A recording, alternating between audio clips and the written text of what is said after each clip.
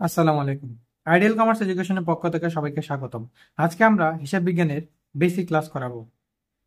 হিসাব বিজ্ঞান হলো একটি তথ্য ব্যবস্থা যা একটি প্রতিষ্ঠানের আর্থিক ঘটনাসমূহকে চিহ্নিতকরণ, লিপিবদ্ধকরণ এবং সংশ্লিষ্ট ব্যবহারকারীদের সাথে তথ্যসমূহ আদান প্রদান এর সাথে সংশ্লিষ্ট। তাহলে হিসাব বিজ্ঞান হলো একটি তথ্য ব্যবস্থা যা আর্থিক ঘটনাগুলোকে চিহ্নিত করে, লিপিবদ্ধ করে এবং সংশ্লিষ্ট ব্যবহারকারীদের সাথে তথ্য আদান প্রদান করে। তো হিসাব বিজ্ঞানে বিভিন্ন আর্থিক তথ্যাবলী থাকে। সেগুলো হিসাব বিজ্ঞান সেগুলোকে শনাক্ত করে এবং বিশ্লেষণ করে, মানে ডেবিট এবং ক্রেডিট নির্ণয় করে।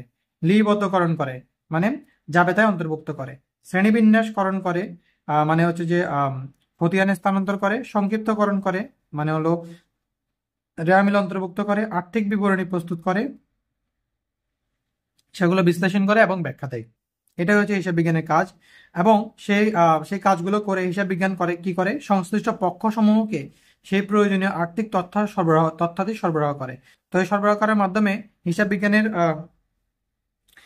বিজ্ঞান কি করে, এই যে আর্থিক ঘটনাগুলো লিপিবদ্ধকরণ, শ্রেণীবদ্ধকরণ এবং সংক্ষিপ্তকরণ এবং আর্থিক বিবরণীগুলো প্রস্তুত করে সেগুলো ব্যাখ্যা দিয়ে সংশ্লিষ্ট পক্ষকে প্রয়োজনীয় আর্থিক তথ্য সরবরাহ করে এবং সেগুলোর মাধ্যমে তারা কি করতে পারে, বিভিন্ন আর্থিক সিদ্ধান্ত গ্রহণ করতে পারে। এটাই হচ্ছে হিসাব বিজ্ঞানের প্রধান উদ্দেশ্য। এখন আমরা দেখব হিসাব বিজ্ঞানের তথ্যগুলো আসলে ব্যবহার করে কারা। তো তথ্য ব্যবহারকারী হিসেবে এখানে দুই ভাগে ভাগ করা হয়, একটা হচ্ছে অভ্যন্তরীণ ব্যবহারকারী, একটা হচ্ছে বাহ্যিক ব্যবহারকারী।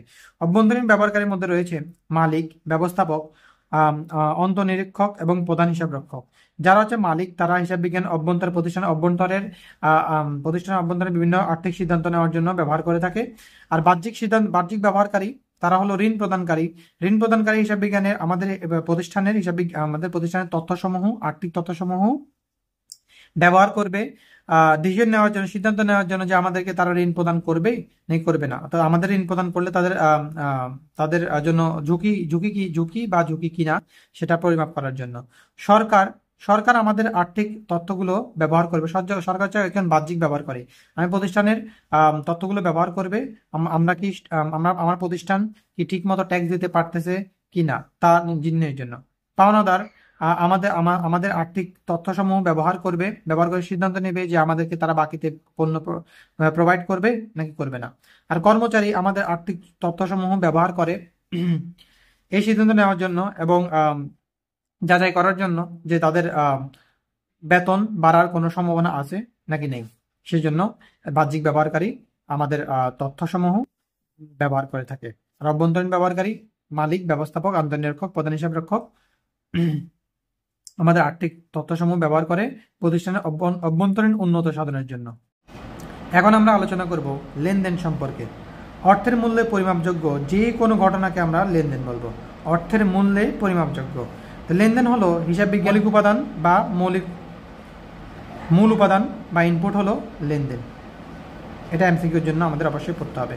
প্রতিটি লেনদেন আর্থিক অবস্থার পরিবর্তন করে। প্রতিটি লেনদেন অবশ্যই আর্থিক অবস্থার পরিবর্তন করবে। লেনদেনের বৈশিষ্ট্যগুলো হলো, লেনদেন আর্থিক অবস্থার পরিবর্তন করবে। লেনদেন হইতে হলে সেটা অর্থের মাপকাঠিতে পরিমাপযোগ্য হইতে হবে। সেখানে দুইটা পক্ষ থাকবে, একটা ডেবিট, একটা ক্রেডিট। আর লেনদেন স্বয়ংসম্পূর্ণ হবে। দৃশ্যমানতা ভিত্তিতে লেনদেনকে আবার আমরা দুই ভাগে ভাগ করে, একটা দৃশ্যমান, অদৃশ্যমান। অর্থাৎ লেনদেন দৃশ্যমান হইতে পারে, অদৃশ্যমান হইতে পারে। ঐতিহাসিক ঘটনা ভিত্তিতে আমাদের লেনদেন যাচাই বাছাই করা যায়। হিসাব বিজ্ঞানের হিসাব সমীকরণের উপর প্রভাব বিস্তার করে। প্রত্যেকটি লেনদেন হিসাব বিজ্ঞানের উপর প্রভাব বিস্তার করবে। তো এভাবে আমাদের লেনদেনের 7টি বৈশিষ্ট্য আমরা পেয়ে থাকি। এখন আমরা আলোচনা করব লেনদেনের প্রকারভেদ সম্পর্কে। প্রাতিষ্ঠানিক ভিত্তিতে লেনদেন হচ্ছে দুই প্রকার, একটা হচ্ছে অভ্যন্তরীণ লেনদেন আর একটা হচ্ছে বহি লেনদেন। অভ্যন্তরীণ মানে হচ্ছে ভিতর আর বহি মানে বাহির। অভ্যন্তরীণ লেনদেন হলো যে সকল আর্থিক ঘটনাসমূহ প্রতিষ্ঠানের নিজস্ব নীতি, কর্মকাণ্ড এবং সিদ্ধান্তের কারণে সৃষ্টি হয়। যেমন স্থায়ী সম্পত্তির অপচয়। এই অপচয়টা প্রতিষ্ঠানের ভিতরে সম্পত্তি ব্যবহার করার কারণে যদি সম্পত্তির দাম কমে যায়, সেটাকে অপচয় বলে। তো এই যে অপচয়টা, সেটা প্রতিষ্ঠানের ভিতরের কর্মচারীরা সম্পত্তিটা ব্যবহার করার কারণে এটার দাম কমে গেছে, দ্যাটস মিন অপচয় হয়েছে। তাহলে এটা হবে অভ্যন্তরীণ লেনদেন। যেমন মণিহারি দ্রব্যাদি ব্যবহার। মণিহারি অর্থাৎ কাগজ, কলম, পেন্সিল, সেগুলো প্রতিষ্ঠানের জন্য ক্রয় করা লাগে, সেগুলো প্রতিষ্ঠানের কর্মীরা ব্যবহার করার মাধ্যমে সেগুলো ব্যবহার করা হয় এবং সেগুলো তোমার খরচ হয়। তো এটা হচ্ছে অভ্যন্তরীণ লেনদেন, যেটা প্রতিষ্ঠানের ভিতরে বিভিন্ন সিদ্ধান্ত, বিভিন্ন কর্মকাণ্ড, নীতি কারণে তোমার ব্যবহার করতে হয়, সেটা হচ্ছে তোমার লেনদেনগুলো সৃষ্টি হয়, সেটা হচ্ছে অভ্যন্তরীণ লেনদেন। আর বাহ্যিক লেনদেন হলো প্রতিষ্ঠানের বাহিরের কোনো পক্ষের সাথে যেসব লেনদেন সংঘটিত হয়, প্রতিষ্ঠানের সাথে প্রতিষ্ঠানের বাহিরের কোনো একটা পক্ষ থাকবে, সেটার সাথে যে লেনদেন সংঘটিত হবে সেটা হচ্ছে বাহ্যিক লেনদেন। যেমন পণ্য ক্রয়, পণ্য প্রতিষ্ঠান অন্য একটা প্রতিষ্ঠান থেকে ক্রয় করে থাকে। বিক্রয় সেম, আমরা তো নিজের প্রতিষ্ঠানের কাছে তো নিজে বিক্রি করবো না, অন্য প্রতিষ্ঠান বা অন্য কাউকে কাস্টমারকে বিক্রি করবো, রাইট? তাহলে পণ্য ক্রয়, পণ্য বিক্রয়। বেতন প্রদান, বেতন প্রতিষ্ঠানের বাহিরের কোনো পক্ষকে প্রদান করা হয়, যেমন কর্মচারীকে প্রতিষ্ঠানের ভেতরে বলে গণ্য করা হয় না। তো বেতন প্রদান এবং ক্রয় বিক্রয় এগুলো হচ্ছে আমাদের বাহ্যিক লেনদেন। তো প্রাতিষ্ঠানিক ভিত্তিতে আমরা দুই প্রকার লেনদেন পাই, একটা হচ্ছে অভ্যন্তরীণ লেনদেন, একটা হচ্ছে বাহ্যিক লেনদেন। অর্থ প্রদানের ভিত্তিতে লেনদেনকে তিন ভাগে ভাগ করা হয়: নগদ লেনদেন, ধারে লেনদেন, অনগদ লেনদেন।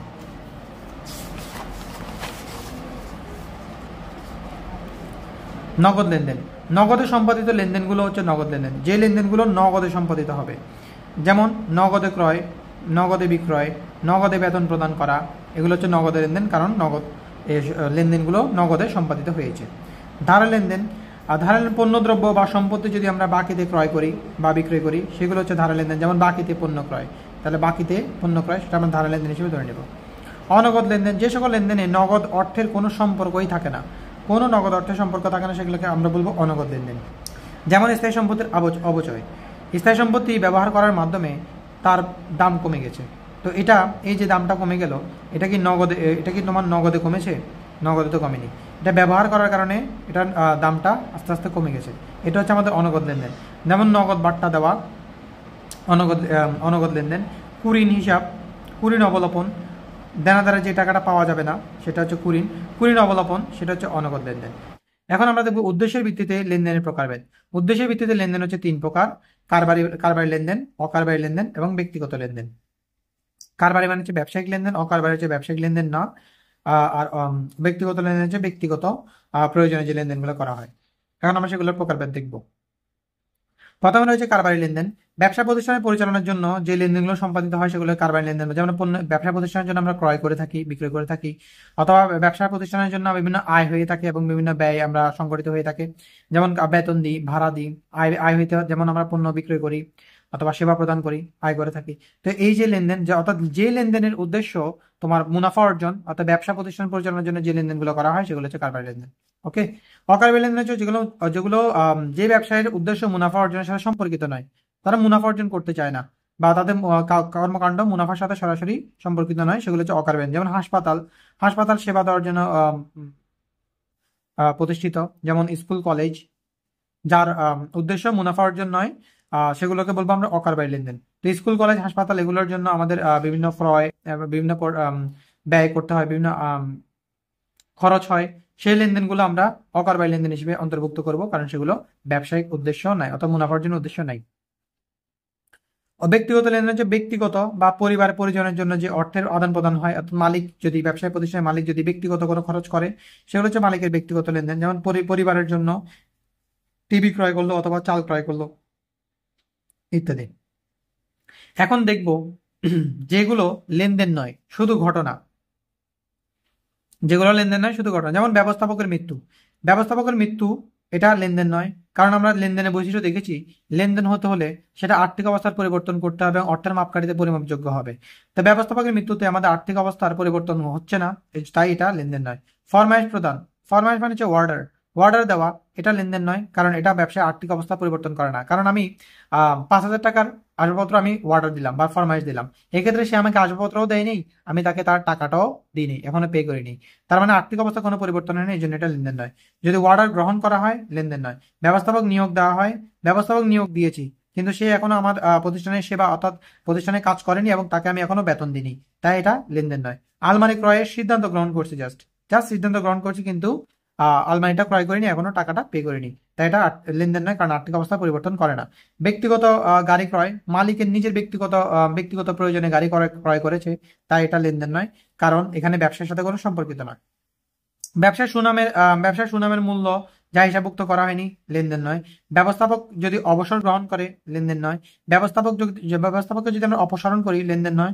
মজুদ পণ্যের মূল্য যদি বৃদ্ধি করা হয় লেনদেন নয়। এছাড়া আরো রয়েছে লেনদেন নয়, তো আমরা ক্রমান্বয়ে সেগুলো আলোচনা করার চেষ্টা করব। তো আজকের জন্য এতটুকু। আল্লাহ হাফেজ।